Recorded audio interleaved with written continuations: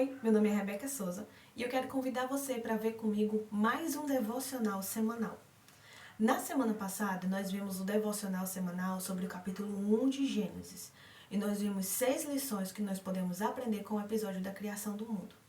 Hoje, nessa semana, aliás, nós vamos ver 7 lições que nós podemos aprender sobre o episódio da criação do homem e da mulher. Então, nós vamos fazer o devocional semanal de hoje no capítulo 2 de Gênesis. Na vez passada também, a gente foi lendo a passagem aos poucos.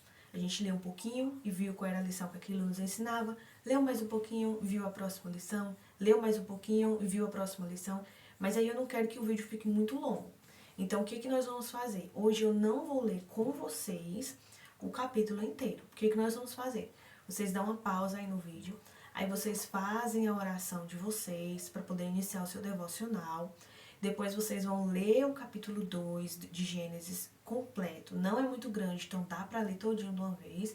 E aí vocês voltam aqui no vídeo e dão play de novo para a gente poder ver direitinho o que a Bíblia pode nos ensinar com essa passagem. É claro que ela vai nos ensinar um monte de coisas, né? Não tem, né, especificamente, ela não se resume só em 7 lições. Tem muitas lições que nós podemos aprender com cada passagem da Bíblia. Mas hoje nós vamos ver 7 lições que nós podemos tirar do capítulo 2 de Gênesis, que é o episódio da criação do homem e da mulher. Mas antes da gente começar esse vídeo, eu queria te pedir já para curtir o vídeo. Porque às vezes a gente está assistindo o vídeo, está assistindo, e acaba o vídeo e a gente nem lembrou de curtir. E quando você não curte, o YouTube vai entender que esse vídeo talvez não é interessante, não é importante, o conteúdo dele não é relevante, e aí ele não compartilha esse vídeo para outras pessoas. Então eu queria te pedir para você curtir o vídeo, para que esse vídeo ele possa ser compartilhado mais vezes com você, porque o YouTube vai entender que você gostou desse conteúdo e talvez você possa gostar dos próximos conteúdos do canal. Queria te pedir também para compartilhar, porque aí quando você compartilha com outras pessoas, o YouTube também ele vê que o conteúdo é relevante, pode ser relevante, e ele mesmo, ele compartilha esse vídeo para outras pessoas, ele recomenda esse vídeo para outras pessoas. E queria também te pedir para se inscrever no canal, porque quando você se inscreve no canal e ativa o sininho das notificações, tanto você vai receber uma mensagem toda vez que a gente colocar um vídeo novo no canal, e você vai estar sempre por dentro, como também vai ajudar o nosso canal a crescer e a melhorar cada vez mais. Então vamos começar. A primeira lição que nós podemos aprender no capítulo 2 de Gênesis, no episódio da criação do homem e da mulher, é que o descanso no tempo certo para Deus é tão importante quanto o trabalho. Às vezes a gente só trabalha, e não digo somente um emprego, mas às vezes dentro de casa, a gente está tão ocupado, a gente que cuida de casa, fazendo só os afazeres da casa. Se a gente tem filhos, então é mais coisas ainda, porque tem que cuidar da casa, tem que cuidar dos filhos. E ainda mais ainda para pessoas que trabalham e tem que cuidar da casa. Então é muita coisa para fazer, às vezes é muita coisa para poder organizar no seu dia e fica muitas coisas sem fazer. E nas 24 horas que nós temos por dia, muitas vezes a gente não consegue fazer tudo aquilo que a gente tinha que fazer só nessas 24 horas. Então a gente sempre continua fazendo, acordou, começou e só parou na hora de se deitar, e quando acordou começou de novo, e a gente nunca descansa. Só que nós aprendemos nessa passagem que o descanso é tão importante quanto o trabalhar. A palavra descanso na Bíblia, ela é escrita como sábado. Sábado significa descanso. Sábado é uma palavra hebraica. Se você já assistiu, por exemplo, The Chosen, você já viu o aplicativo The Chosen, que eu já estou recomendando aqui. Se você não assistiu, assiste lá. Ele está falando sobre Jesus e os apóstolos. É uma série, tem um aplicativo de graça para você assistir. E aí agora também tá disponível também na Netflix algumas temporadas. Não sei se tem todas, mas pelo menos a primeira temporada tem na Netflix. E eles estão lançando em alguns cinemas também. Os primeiros 2 capítulos dublado, né? Que só tem o legendado da terceira temporada. Então os primeiros 2 capítulos da terceira temporada Então, o The Chosen é muito bom. Se você ainda não assistiu, eu te recomendo que você assista. Tem um aplicativo na Play Store, você baixa lá e assiste de graça todos os episódios. Então, lá no The Chosen, que ele vem nos mostrar lá como era mais ou menos a vida de Jesus, dos apóstolos e tal naquele tempo, eles falam muito sobre o Shabat. O que é o Shabat? Para eles é o sábado. E essa palavra é o sábado para nós, é traduzido para nós em português como sábado. E os judeus lá, eles mostram como os judeus, eles se dedicavam ao sábado, como eles guardavam o sábado. Às vezes, chegando até a ser legalistas no sábado. Chegando às vezes até a desprezar algumas pessoas de tanto que eles guardavam e obedeciam o sábado. Então era muito importante para eles. Mas por que Deus instituiu para nós o sábado? Porque Deus sabia que era importante para o nosso corpo descansar. Não só trabalhar, mas descansar também. Descansar é muito importante. Quando você, por exemplo, está usando seu celular, você usa, chega uma hora que seu celular faz o quê? Descarrega. Você pode usar o seu celular descarregado? Você não pode. Uma hora ele vai desligar e ele não vai funcionar de novo enquanto você não colocar ele para carregar de novo. E quando você, por exemplo, você bota seu celular para carregar, você fica mexendo nele no carregador, ou você nunca deixa ele carregar por completo, você fica sempre tirando, nunca deixa ele carregar por completo, a bateria dele, ela vai diminuindo o tempo de vida dela. Se ela era para durar, por exemplo, muito mais tempo, esse tempo de vida da sua bateria do seu celular, ela vai diminuindo e ela vai durar muito menos tempo. Então é muito importante, se é importante para o celular descansar um pouco e recarregar, muito mais para nós, que somos seres vivos. Nós necessitamos do descanso. O sábado na Bíblia, ele é tido como um renovo de forças. E não só para as pessoas, era inclusive até para a terra. Deus, ele mandou que o povo trabalhasse os 7 anos na terra e no 7º ano eles não trabalhassem, mas deixassem a terra por si só. Nascer o que tivesse de nascer, cair o que tivesse de cair, fazer o que tinha de ser. E comer do que fosse frutificando na terra naquele ano por conta própria, por si só. Eles tinham que deixar a terra descansar. E quando eles pararam de deixar a terra descansar a cada 7 anos, Deus ele fez com que a terra não produzisse. E por um tempo a terra não começou mais a produzir. E o que produzia, vinham os gafanhotos, vinha a chuva, vinha algum tipo de fenômeno e acabava destruindo a plantação. Ou seja, quando os homens não deixavam a terra descansar, Deus fazia com que a terra descansasse à força, porque os homens não permitiam. Do mesmo jeito é com a gente. É muito melhor a gente tirar o tempo de descanso do que a gente esperar que Deus nos faça descansar à força. É tão ruim quando Deus permite que alguém fique doente de um jeito que a pessoa não pode fazer nada. Por exemplo, quando você pega uma gripe, vamos supor, uma gripe. Você pega uma gripe, aí dá febre, dá dor de garganta, dá isso, dá aquilo. Você não consegue se levantar, você não consegue comer, você não consegue fazer nada.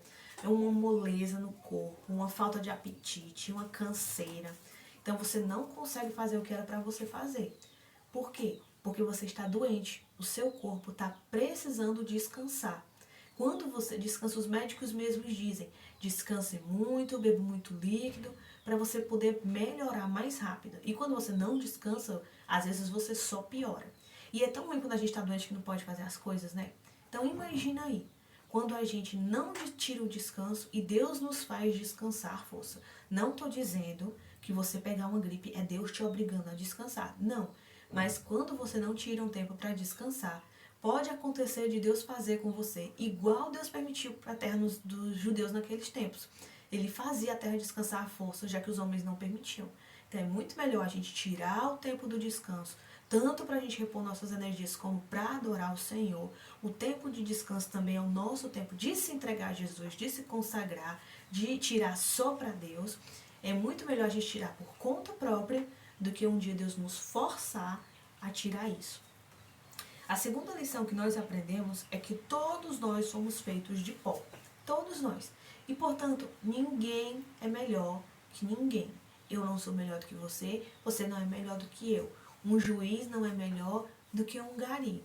Um professor não é melhor do que um aluno. todos temos o mesmo nível de importância para Deus.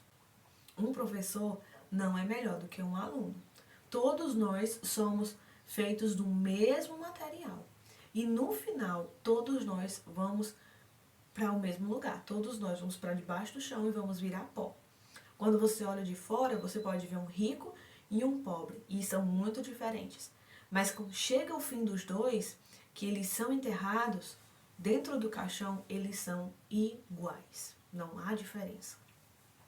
A terceira lição que nós podemos aprender é que um dos motivos primordiais da nossa criação é cuidar da natureza. Para que foi que Deus criou o homem? Olha só o que Deus diz. Deus disse para Adão, cuide da natureza, nomeie os animais, cuide da terra, proteja a criação. A Bíblia nos diz, Deus colocou o homem no jardim para guardar e proteger o jardim, guardar e cultivar. É tão interessante isso, que a palavra guardar ali, quando diz que Deus colocou o homem para guardar a terra e cultivar a terra, guardar, a palavra ali usada é chamar. E o que significa essa palavra? Ela significa cuidar, manter, vigiar, proteger a vida. Do mesmo jeito somos nós. Nós somos criados também para proteger a natureza. Por que será que está acontecendo tanto desastre ambiental? Por que será que o mundo está tão descontrolado? Muito disso é consequência das nossas más ações diante da natureza. Mas você pode pensar, mas todo mundo faz. Se eu sozinho fizer o contrário, qual é a diferença que isso vai fazer? Um beija-flor sozinho não consegue apagar um incêndio. E se todos os outros animais não ajudam? Mas pelo menos ele fez a parte dele. E quando nós chegarmos diante de Deus, Deus for nos questionar que nós não somos salvos pelas nossas obras, mas nós vamos ser julgados por nossas obras. Mesmo aqueles que vão ser salvos, aqueles que forem salvos, que morrerem com Cristo, que forem para o céu, mesmo esses, Deus vai julgá-los pelo que eles fizeram e pelo que eles não fizeram. E a recompensa vai ser dada de acordo com o que foi feito. Então Deus, um dia, Ele vai levar você e você vai chegar no julgamento na frente de Deus e Deus vai perguntar: por que você não cuidou da criação que eu deixei nas suas mãos? E isso vale para tudo. Desde jogar um lixo no chão, desde não cuidar de uma plantinha. Você vê a árvore, você simplesmente vai lá e mata a árvore. Isso vale para qualquer coisa, até destratar um animal. Você sabia que Deus condena na Bíblia as pessoas que maltratam seus animais? Essas pessoas vão ser julgadas por Deus e vão ser condenadas nesse ponto. Deus não se agrada que você maltrate nem o seu animal de estimação, quanto mais o seu próximo e o restante da natureza. Então, é obrigação nossa cuidar da natureza. Trabalhar é algo agradável a Deus e não algo ruim. Você já ouviu alguém dizer que se não fosse pelo pecado de Adão e Eva, hoje nós estaríamos lá perambulando pelo jardim comendo frutinhas? Pois é, não seria assim. Porque Deus criou Adão para guardar e cultivar o jardim. Inclusive, olha só como é interessante. A passagem da criação vem nos contar alguns capítulos e diz que Deus criou as plantas antes dos homens. E disse, as plantas deem fruto de acordo com sua espécie e multipliquem de acordo com sua espécie, nasça a grama de acordo com sua espécie, e ele vai dizendo. Depois que Deus cria o homem, Deus diz assim, porque ainda não havia, algumas plantas ainda não haviam nascido, porque Deus ainda não havia criado o homem para cultivá-las, e também ainda não tinha tido chuva sobre a terra, apenas saía um vapor de água do chão e tinha um rio. Mas o que ele diz? Deus criou todas as plantas já estavam lá, todas já estavam lá. Inclusive as que deviam nascer já estavam ali, muitas delas saíram logo, mas muitas ainda estavam dentro da terra esperando para sair. E como que elas sairiam? Quando que elas sairiam? Só depois que Adão cultivasse. Elas já tinham sido criadas, foram criadas antes de Deus criar o homem. Mas depois que Deus cria o homem, ele precisou cultivar algumas dessas plantas para que elas aí sim saíssem para fora da terra, começassem a crescer e pudessem se multiplicar. E disso nós podemos tirar, por exemplo, as plantações. Por exemplo, plantações de trigo, de milho, de mandioca, de feijão, plantas que seriam cultivadas, hortas, hortaliças, né? Então, Adão foi colocado para cultivar a terra, para guardar e proteger. Essa foi a primeira profissão do mundo e talvez seja a profissão mais importante do mundo, a profissão da agricultura. O agricultor é um dos principais profissionais para a sobrevivência de um lugar. E foi a agricultura foi a primeira profissão criada por Deus. Deus criou Adão para ser um agricultor. Deus criou Adão para cultivar a terra. O trabalho não é algo ruim. O trabalho é algo bom. Nós estamos satisfeitos quando trabalhamos. Agora, depois do pecado, o trabalho se tornou cansativo, se tornou difícil. O homem ele foi criado para trabalhar, mas o trabalho era algo bom, era algo prazeroso. Depois do pecado é que se tornou algo tão difícil e tão cansativo. A dificuldade do trabalho, o cansaço que o trabalho causa, às vezes o estresse é por conta do pecado, mas trabalhar é algo que Deus fez o homem para fazer. Inclusive, cultivar na Bíblia, lá no hebraico, na passagem, essa passagem que a gente leu agora do capítulo 2 de Gênesis, cultivar se traduz por avad ou avod e significa trabalhar, servir, adorar. A palavra cultivar também é traduzida como adorar. Ou seja, quando nós trabalhamos, nós adoramos a Deus. Muitas pessoas foram criadas para ser missionários, Deus criou muitas pessoas para serem pastores, Deus criou muitos para serem profetas, nasceram com aquele objetivo. Mas muita gente foi criada para ser um advogado. Tem gente que o chamado daquela pessoa é ser um advogado.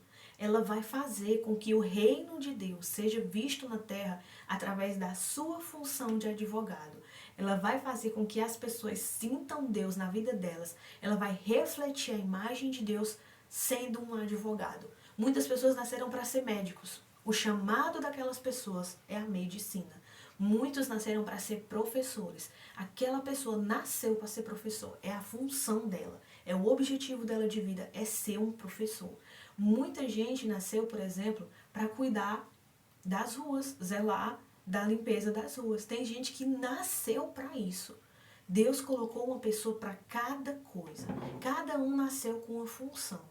Nós temos agora é que procurar saber em Deus qual é a nossa função para fazer aquilo que agrada a Ele e viver o máximo que Deus nos colocou para vivermos aqui na Terra.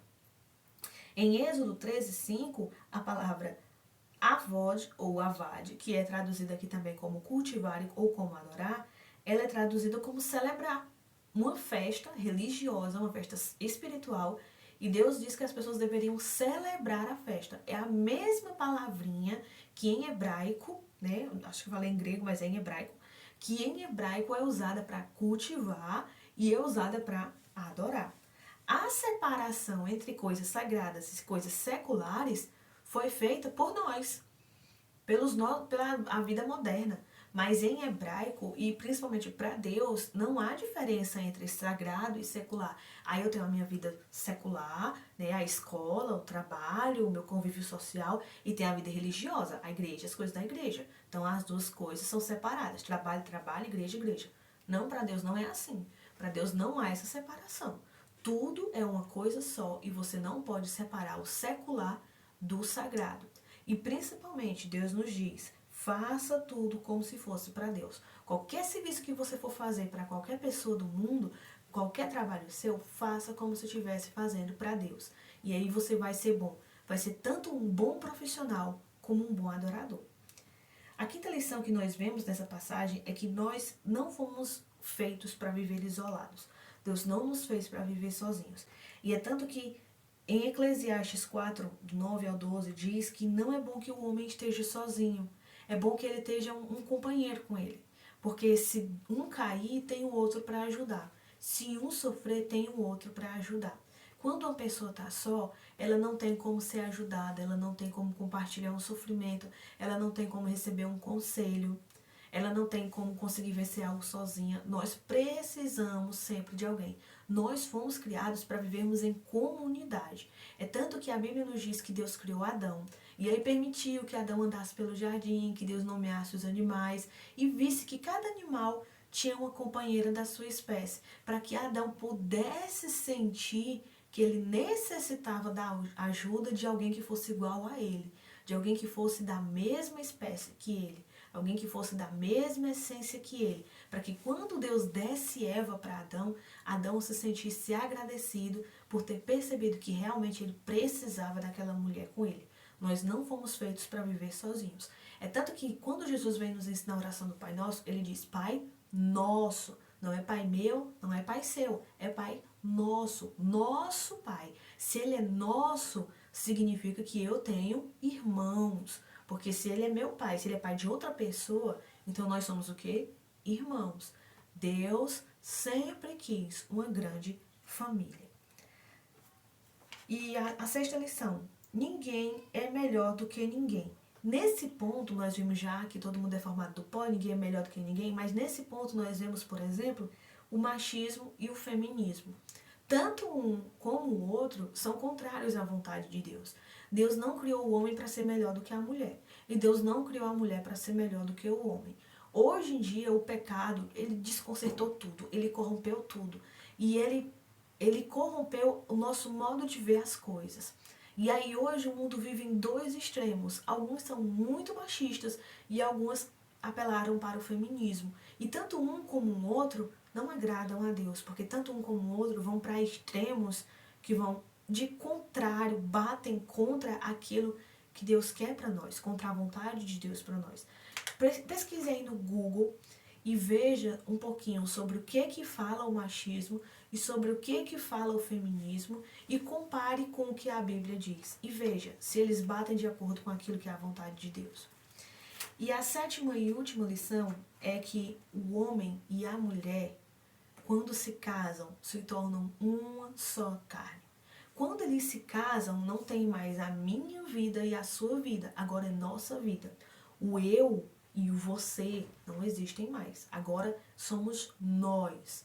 Por isso que quando o homem e a mulher se casam, todos os dois têm que ceder. Eu não posso deixar o meu orgulho falar mais alto do que eu tentar ajudar o meu marido, do que eu pedir um perdão para o meu marido, do que eu amá-lo, do que eu ver se o que ele está pensando não é melhor do que o meu pensamento. E do mesmo jeito é com ele. Eu não sou melhor do que ele e ele não é melhor do que eu. Nós somos uma só carne. Portanto, as nossas decisões são compartilhadas. Para tomar uma decisão dentro da casa, o homem e a mulher têm que ter tem que compartilhar aquela decisão, tem que ser igual para os dois. Não pode ser melhor para um e nem pode ser melhor para outro, mas tem que ser melhor para a família como um todo. Tudo é feito para o bem da família. E, portanto, tanto o homem como a mulher muitas vezes vão ter que ceder. É tão ruim quando numa casa, por exemplo, até o dinheiro é separado. Não, o que é meu, o que é seu é seu. Não é assim. Quando um homem e uma mulher se casam, o que é dele é dele, o que é dela é dele. O que é que Jesus nos ensina? Jesus nos ensina com a sua própria vida que como é que um homem deve tratar a mulher. Deus vem nos ensinar através de Paulo que a mulher deve ajudar o seu marido e se submeter a ele, e quando eu digo se submeter, não quero dizer se humilhar, ser menor do que ele, não estou dizendo isso, porque para Deus não existe judeu, nem grego, nem homem, nem mulher, todos são um em Cristo. Para Deus não existe isso, mas a mulher, ela deve reconhecer o papel que o marido tem dentro de casa e deve ser com ele como a igreja é com Cristo. Do mesmo jeito que a igreja deve ser para Cristo, é do mesmo jeito que a mulher deve ser para o marido. Da mesma forma também, não a mulher deve só se submeter a ele, mas também ele muitas vezes tem que se submeter a ela também. A Bíblia diz, submetam-se uns aos outros. E mais ainda, olha o que é que a Bíblia nos diz. A Bíblia nos diz, mulheres respeitem seus maridos. Maridos, amem suas mulheres como Cristo amou a igreja, a ponto de dar a própria vida por ela. Olha o tamanho do amor que o marido deve ter pela sua esposa, a ponto de dar a própria vida por ela, a ponto de se meter em qualquer coisa que for para proteger aquela mulher. Então assim deve ser o relacionamento entre um casal. É por conta de as pessoas não verem qual é a vontade de Deus e não verem como que Deus ensina que devem ser os relacionamentos dos casais, que hoje em dia há tanto divórcio, há tanta separação. E por incrível que pareça, o número de divórcios entre os cristãos é muito grande, muito grande. Os cristãos não se divorciam menos do que o restante das religiões. Os cristãos se divorciam talvez da mesma maneira e se vacilar até mais, por conta que não se atentam para aquilo que Deus diz, para o jeito que Deus ensina que deve ser o relacionamento entre um homem e uma mulher. Imagine uma pirâmide. Nós temos aqui a pirâmide. Imagine que em uma ponta da pirâmide está a mulher, na outra ponta está o homem e no topo da pirâmide está Deus. Quanto mais longe de Deus o homem e a mulher está, mais longe um do outro eles estão. Quanto mais perto de Deus o homem e a mulher estão, mais perto um do outro eles estão. Então, para que um relacionamento seja saudável e tenha paz, felicidade, harmonia, tenha o Espírito de Deus dentro daquela casa, dentro daquela família, primeiramente o homem e a mulher e devem estar aos pés de Jesus. Quando eles se entregam totalmente a Deus, aí sim, eles podem amar e respeitar um ao outro da forma como Deus quer. Eu espero que esse vídeo tenha edificado você, que você tenha aprendido muito com esse vídeo. Se você gostou desse vídeo, eu te peço mais uma vez para curtir e compartilhar, para que o YouTube recomende mais vídeos desse para você e também para outras pessoas. E te convido também para se inscrever no canal e assinar e ativar o sininho das notificações para você receber sempre uma mensagem quando tiver um vídeo novo e você tá sempre em dias com os vídeos. E esse foi o nosso vídeo de hoje e até o próximo vídeo.